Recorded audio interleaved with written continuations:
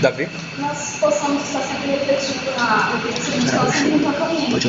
Porque nós devemos sempre lembrar das características de Deus. Deus, ele é